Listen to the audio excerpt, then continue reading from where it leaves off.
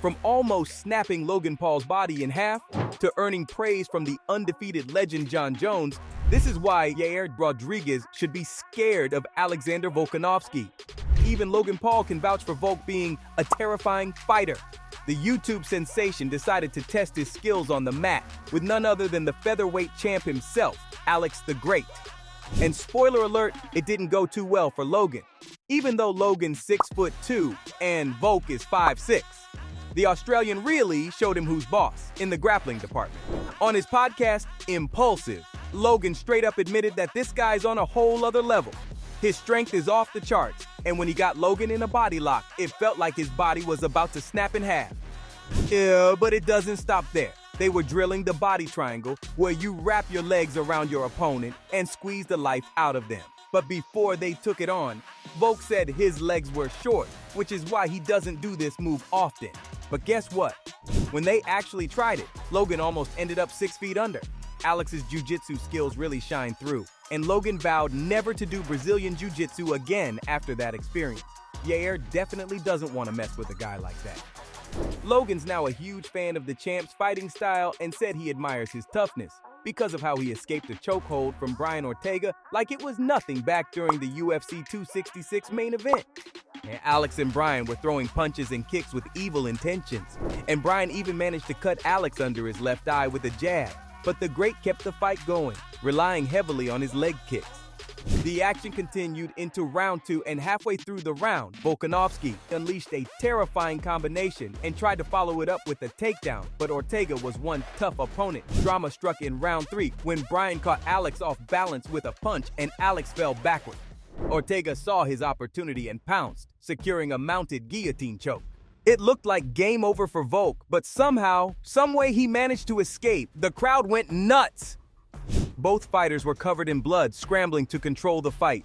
Volk found himself on guard, only to be met with an Ortega triangle attempt, but Alex evaded once again and was back on top, sending out a barrage of ground and pound punches on Brian, who did his best to cover up. The ref gave some warnings, but the bell rang, saving Ortega from further punishment. Then round 4 rolls in and Brain sees another chance, this time with a guillotine choke. But Volk, being the Houdini of the octagon, escapes again and goes full-on ground and pound mode. Ortega tried throwing up triangles, but Alex kept the pressure on. It was like a never-ending storm of strikes.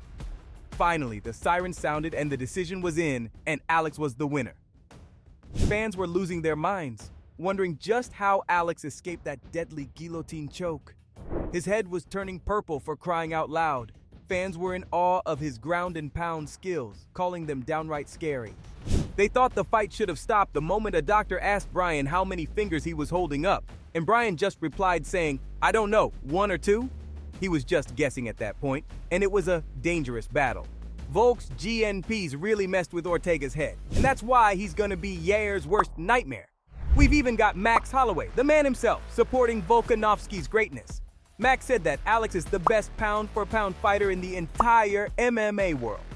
That's a big statement, especially when you realize that Max has first-hand experience with Volk's toughness, not just once, but 3 whole times, and Volkanovski came out on top every single time. Let me take you back to their last showdown at UFC 276 when Alex dominated Holloway, winning by unanimous decision with a perfect 50-45 score from all 3 judges. Not a single round was dropped by Volk.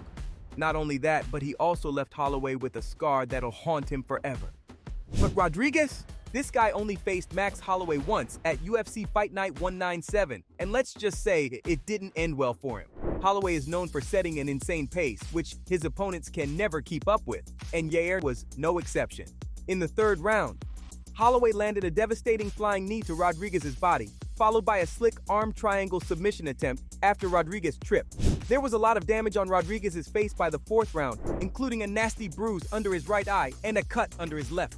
Holloway even attempted a standing guillotine, leaving Rodriguez on the ground with Holloway on top, raining down strikes. And in the final round, Rodriguez tried some flashy moves, but Holloway dodged them all like a boss. Holloway's forward pressure controlled most of the fight, and he ended up winning by decision against El Pantera. Meanwhile, Volk outsmarted Max every time they fought. In their first fight, he didn't just rely on pressuring Holloway. Nope, he went after Holloway's stance, breaking it down piece by piece. He was a surgeon in that cage, dismantling Max's base and then launching his attacks from that point on. It was genius. He took advantage of Max's weakness, realizing that Max tends to expose his lead leg. Holloway loves his boxing and throws crazy combos, but to do that, he's got to step forward and fire off his jab. And guess what? Volk spotted this weakness while they were fighting and took advantage of it like a pro. He kept targeting Max's lead leg, chopping it down with his kicks. This messed up Holloway's balance big time, giving Volkanovski the chance to dodge and avoid any exchanges. Other times, Alex went for the inner leg, throwing Holloway off and giving himself openings to land punches and clinch. As Max kept getting more aggressive in response to the low kicks, Alex set up a trap. It was an overhand counterpunch, just waiting for the right moment, and it worked like a charm. He also threw his left hook while his right leg returned to stance, catching Holloway off guard once again. This dude's a pro at slipping his head off the center line and sending out a powerful overhand right. And when he knew Holloway was trying to counter the kicks, those overhand rights became even more deadly. Alex was a genius in those moments, processing information on the fly. He adapts his strategies and finds weaknesses in real time. And when you couple that with his striking skills, it's game over for Yair. Alex is an expert and trained not just in kickboxing, but also Muay Thai, making him one of the best strikers in the UFC. This dude really knows how to throw down, and what sets him apart from other pressure fighters is his incredible ring-cutting ability. He's like a ninja, slowly inching his way forward with clever feints and head movement. He doesn't give his opponents an easy target to hit, all while keeping his balance and staying on his feet, always in control. And his secret weapon? His lead hand. Early on in the fight, he'll be showering his opponent's chest and nose with stiff jabs. But those jabs are just the beginning, and the threat of his right hand's always lurking right behind them. So if Yair thinks he can just stand his ground and counter Volk's jabs, he needs to think again. It's a risky move.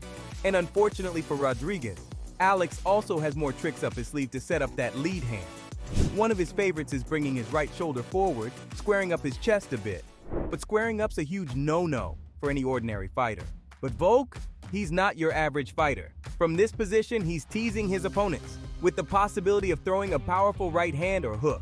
But just when they least expect it, he quickly pulls his shoulder back and bam! He lands a lightning-fast jab right on the target. Sneaky, huh? And that's not all.